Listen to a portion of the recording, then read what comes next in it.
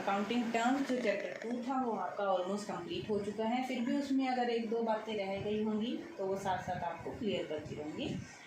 और आज हम एक ब्रीफ में थोड़ा सा बेसिक टर्म्स को एक शॉर्ट ग्लैंस दे देते हैं ताकि आपको थोड़ा सा एक रिकॉल हो जाए। नंबर 1 क्या था? स्टार्टिंग में मतलब आपने सब्जेक्ट चूज़ किए, कॉमर्स चूज़ किया, तो commerce is related to business. अब बिजनेस क्या चीज़ है? बिजनेस क्या है? हर वो काम जो आप प्रॉफिट मोटिव के लिए करते हो, दैट इज कॉल्ड बिजनेस। ठीक है, तो इसका मोटिव क्या है? प्रॉफिट।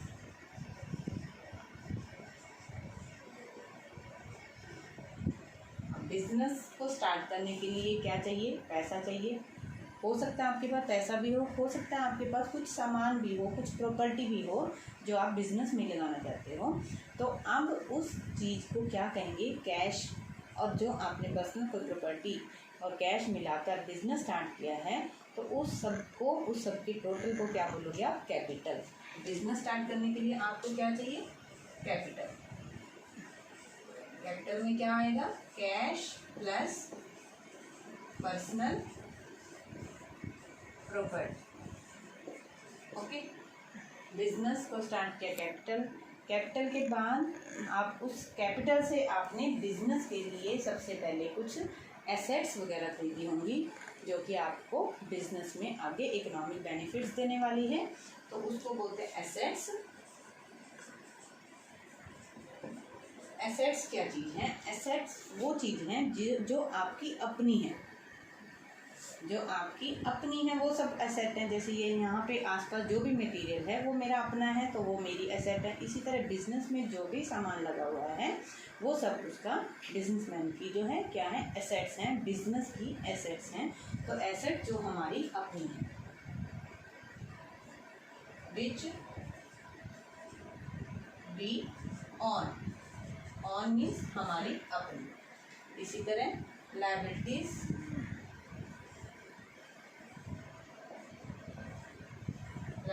क्या है? जिसको हमने पे करना है, रिस्पॉन्सिबिलिटी है जो पे करने की किसी को भी, चाहे हमें बिजनेस को पे करना है चाहे हमें आउटसाइडर को पे करना है। तो जैसे एसेट विच वी ओन था तो लायबिलिटी के विच वी ओ, क्या वर्ड है? Which V O. O means कर्ज, ऋणी होना, मतलब जिसका भी ऋणी हो, जिसके भी आप जितने भी अमाउंट से ऋणी हो वो आपकी लायबिलिटी है। Okay, next one was next one आपका है goods. Goods mainly used for purchases, sales और स्टॉक।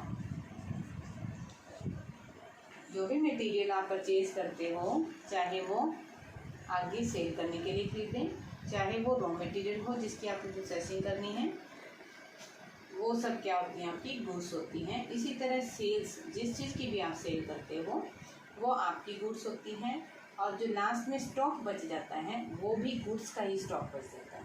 तो अगर ओनली वर्ड परचेजेस लिखा हुआ है दैट मीन्स गुड्स, सेल्स लिखा हुआ है that means goods, and stock लिखा हुआ है that is also means goods. Stock मतलब स्टॉक ऑफ गुड्स। ओके, अगर कोई एसेट परचेज की हो तो उसके साथ एसेट मेंशन की जाती है पर्टिकुलर। इसी तरह अगर वो सेल की गई हो तो उसके साथ मेंशन किया जाता है उसका नाम। और स्टॉक एसेट का कुछ भी काउंट नहीं होता, स्टॉक नहीं हुआ करता। तो गुड्स आपका वर्ड यूज़ किया जाता है परचेजेस के लिए, सेल्स के लिए एंड स्टॉक के लिए। नेक्स्ट आपका ड्राइंग्स। ड्राइंग्स जो विड्रॉ करना,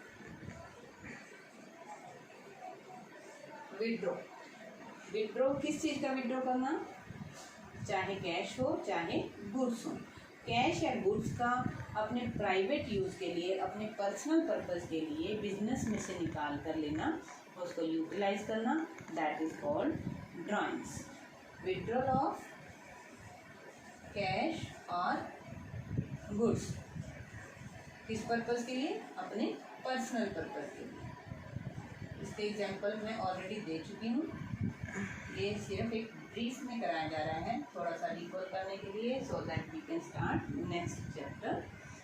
ड्राइंग्स विड्रॉल ऑफ कैश और गुड्स फॉर पर्सनल पर्पस।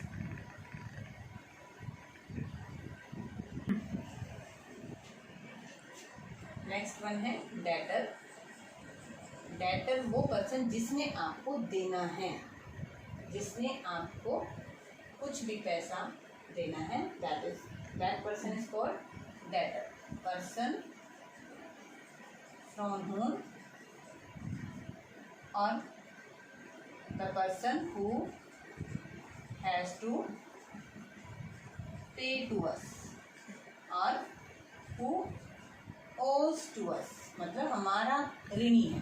वो वर्ड यूज किया था, ओ से ऑस वर्ड, कि वो हमारा ऋणी है, that is called debtor. And opposite of it creditor.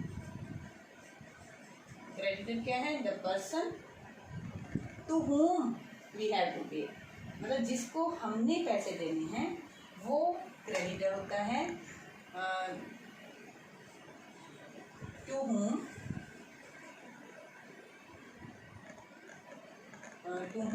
We have to pay, मतलब जिसके हम कर्जदार हैं। और टू somebody, किसी अन्य व्यक्ति के जब हम कर्जदार हो जाते हैं वो क्रेडिटर होता है। अब डेटर कौन है? एक वो कस्टमर है जिससे आपने क्या किया था? सेल की होगी उधार। क्रेडिट सेल से बना था वो, तो इट मीन्स वो क्या है? आपका कस्टमर है। और इसी तरह आपने क्रेडिट परचेज की हुई होगी, उधार परचेज की होगी, दैट वाज योर सप्लायर, जो आपका सप्लायर था जिसने आपको माल सप्लाई किया था। Debtor creditor. ओके। अब इसके बाद एक वर्ड अकाउंट्स में यूज होता है इंसॉल्वेंट वर्ड।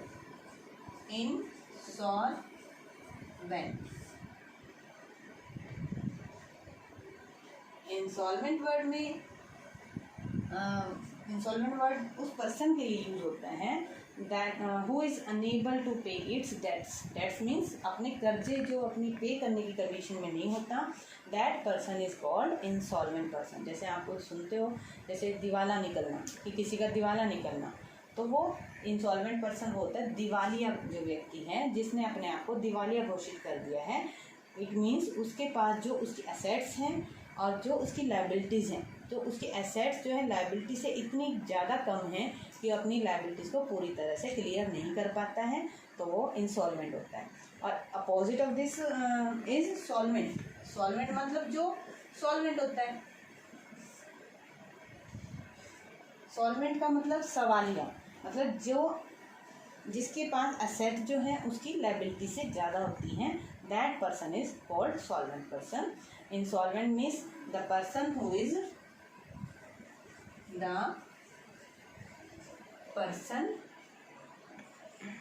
इज अनेबल, अक्षम है, unable to pay his debts. और इसी तरह सॉल्वेंट क्या है? The person who is able to pay its debts. ठीक है, तो इंसॉल्वेंट पर्सन कौन हुआ? जिसकी एसेट्स जो हैं लायबिलिटी से कम है। एसेट्स जो हैं लेस देन लायबिलिटीज, और सॉल्वेंट की एसेट्स जो हैं मोर देन लायबिलिटीज। ओके। एक और बेसिक चीज जो आपकी रह गई है, जिसमें आप थोड़ा सा कंफ्यूज हो रहे होंगे स्टार्टिंग में, कि आप क्या पढ़ रहे हो। बेसिकली अकाउंट्स पढ़ रहे हो, अकाउंटिंग पढ़ रहे हो, या अकाउंटेंसी पढ़ रहे हो। ठीक है, तो फर्स्ट वर्ड है आपका अकाउंट्स। क्या है? अकाउंट्स। अकाउंट्स क्या चीज़ है? खाते, जिसकी हिंदी है खाते। जैसे कि आप नॉर्मली एक जनरल एग्जांपल ले लेते हैं घर से ही, तो आप राशन का सामान लेके आते हो, तो आप जो है उसकी लिस्ट बनाते हो। ठीक है, या दुकानदार आपको लिस्ट बना के देता है, राशन का हो या अदर मटेरियल भी हो सकता है, कुछ भी, तो आपको एक लिस्ट बना के दे रहे हैं, आप उसकी लिस्ट बना रहे हैं। जैसे कि पहले तो जो सामान आप परचेज कर रहे हो उसका सीरियल नंबर 1 2 3 जो भी है, फिर उसका नेम ऑफ आइटम, आइटम का नेम, आइटम के नेम, जो जो चीज़ें आप खरीद रहे हो, नेम आ गई। अब क्वांटिटी, कितनी number of item of each serial number you have to take करना। ओके, सपोज करो this one is 5 pieces, this one 2, this one 1।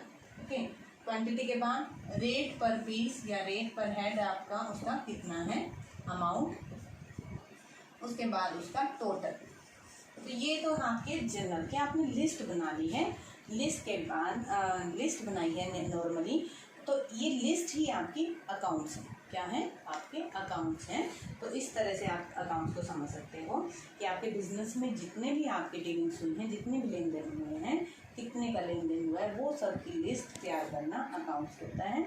और ये जो है आप का मेथड सिर्फ अलग होता है। नेक्स्ट वर्ड था अकाउंटिंग।